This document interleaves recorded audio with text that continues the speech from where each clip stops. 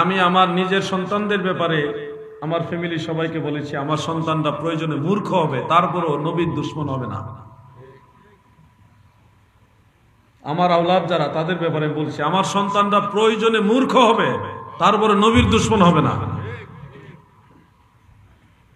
একজন মানুষ অনেক জানে কিন্তু মদিনাওয়ালাকে তাজিম করতে জানে না, তার এই জানার কোনো ফায়দা নেই। আমিলাতুন নাসিবাতুন তাসলা নারান হামিয়া, পাহাড় পর্বত সমপরিমাণ আমল নেওয়া থাকার পরেও বহু লোক জাহান্নামে আল্লাহ নিক্ষেপ করে দিবে।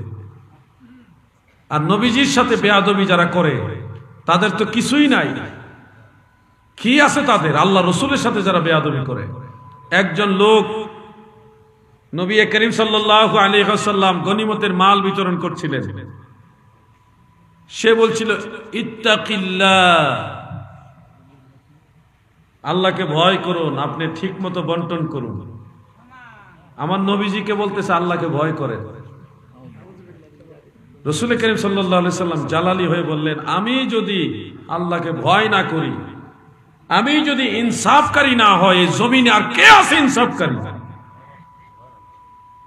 হযরত ওমর ফারুক বললেন, ইয়া রাসূলুল্লাহ, আপনি আদেশ দেন, আমি তার গর্দান শরীর থেকে আলাদা করে দিব। নবীজি বললেন, না, এটা করা যাবে না। তবে তোমরা মনে রেখো, তার বংশ থেকে এমন কিছু লোক বের হবে যারা কোরআন পড়বে কিন্তু কোরআনের হেদায়েত কণ্ঠনালীর নিচে যাবে না। তারা, নবীজি অন্য হাদিসের মধ্যে এভাবে আছে, আবু দাউদ শরীফে, অন্যান্য কিতাবও আছে। হাদিসের মুলাখাস বক্তব্যটা হলো, লা সাল্লাতু ওয়ালা সালাতুকুম ইলা সালাতিহিম ওয়ালা সিয়ামুকুম ইলা সিয়ামিহিম ওয়ালা কিরাতুহুম ইলা ওয়ালা কিরাতুকুম ইলা কিরাতিহিম। তোমাদের নামাজ ওই লোকগুলির নামাজের তুলনায় কিছুই হবে না, মানে তারা এত সুন্দর নামাজ পড়বে। তোমাদের রোজা তাদের রোজার তুলনায় কিছুই হবে না, অর্থাৎ তারা এত ভাবে সুন্দরভাবে রোজা রাখবে, তাদের রোজার দিকে তাকাইলে মনে হয় আমার রোজাটা তো হইবই না। তারা এত সুন্দর কোরআন তেলাওয়াত করবে। আল্লাহ রাসূল সাল্লাল্লাহু আলাইহি ওয়াসাল্লাম বলেছেন, তাদের কোরআন তেলাওয়াতের দিকে তাকালে তোমার মনে হবে তোমার তেলাওয়াত হয় নাই। আল্লাহর নবী বলে, এরপরেও তোমরা জেনে রেখো, তাদের কণ্ঠনালীর নিচে ঈমান থাকবে না। নামাজ থাকবে, রোজা থাকবে, কোরআন তেলাওয়াত থাকবে, ঈমান থাকবে না। আল্লাহর নবী ভবিষ্যৎবাণী করে গেছে। সেই কথাটাই আমাদের খতিব সাহেব বলেছেন। আমরা ঈমানও চাই, ইলমও চাই, আমলও চাই। ঈমানের সাথে যদি ইলম থাকে তাহলে এটা উপকারী, এটা কল্যাণময়, এটা আপনার জন্য ফায়দা নিয়ে আসবে।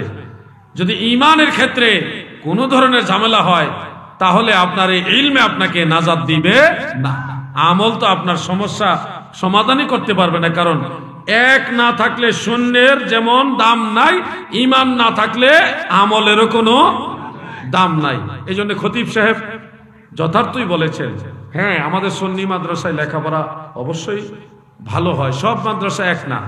কওমি মাদ্রাসা বলেন আর যে কোনো দর্শে নিজামে, সব মাদ্রাসায় যে একবার ভালো লেখাপড়া তা না, কিন্তু কওমি সব মাদ্রাসা কিন্তু একবার ভালো লেখাপড়া হয় তা না।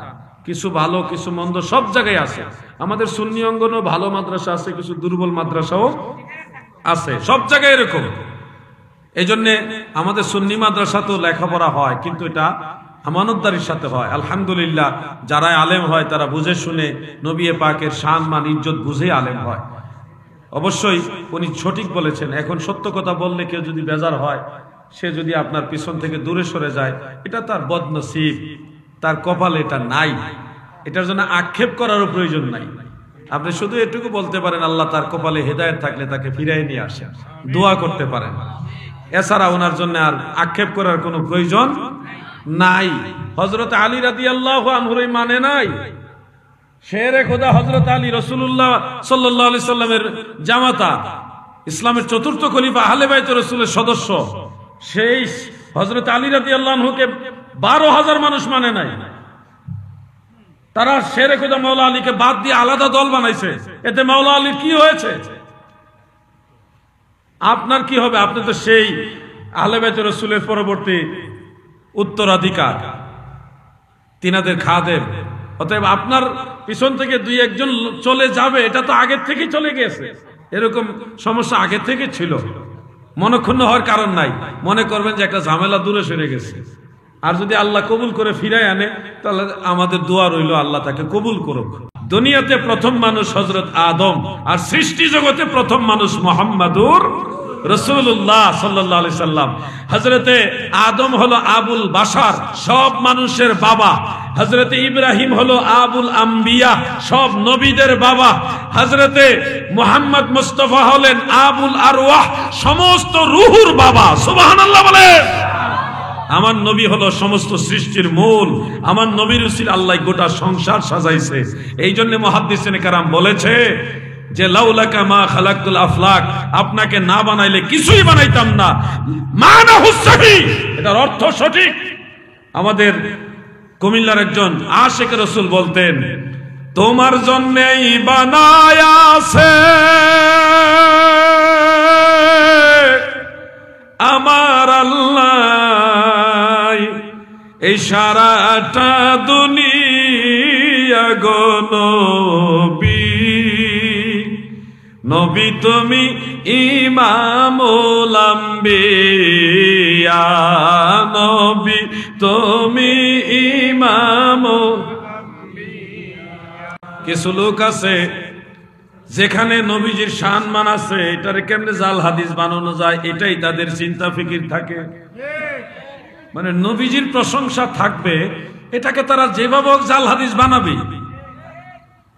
তাদের মূল চিন্তা চেতনা হলো নবীজির কথায় তো হবে কেন। তাদের স্লোগানে শুধু নারায়ে তাকবীর, নারায়ে রিসালাত নাই। তাদের স্লোগানে থেকে আল কোরআনের আলো ঘরে ঘরে জ্বালো, নবীর সুন্নাহর কথা নাই। তাদের স্লোগানে থাকে কোরআন ছাড়া অন্য কিছু মানি না, মানবো না। রসুল আদরের, রসুলের সুন্নাহর কথা, আদর্শের কথা নাই। তাদের প্রত্যেকটা চিন্তা চেতনায়, মন মননে, সব কিছুতে অন্যান্য নবীদের কথা আলোচনা আছে। আপনি কল্পনা করতে পারবেন না, আশুরার চাঁদে কারবালার ওয়াজ, ইমাম হাসান হুসাইনের ওয়াজ না করে, নবীর ওয়াজ না করে, কারবালায় ওই ইব্রাহিম নবী, নূহ নবী, মুসা নবী, বিভিন্ন নবীদের ওয়াজ করে পুরা আশুরার চাঁদ শেষ করে দেয়, মুহররমের চাঁদ শেষ করে। নবীর আলোচনা নাই। রবিউল আউয়াল শরীফে নবীজির বেলাদতের মাসে নবীর আলোচনা করে তো নাই, উল্টা মিলাদুন নবীর বিরুদ্ধে তারা দাঁড়ায়। নবীর দুরুদ সালাম নিজেরা তেমন তো পড়েই না, যারা দুরুদ সালাম পড়ে তাদেরকে বিদআতি ভণ্ড বানায়। ঠিক না ঠিক? এই শ্রেণীর লোকগুলো নতুন আগের থেকেই তারা চলমান, কিয়ামত পর্যন্ত তারা থাকবে। এর মাঝে আমার নবীর প্রেমিকরা নবীর দুরুদ শরীফও পড়বে, নবীর দুরুদ শরীফ পড়বে, বন্ধ হবে না।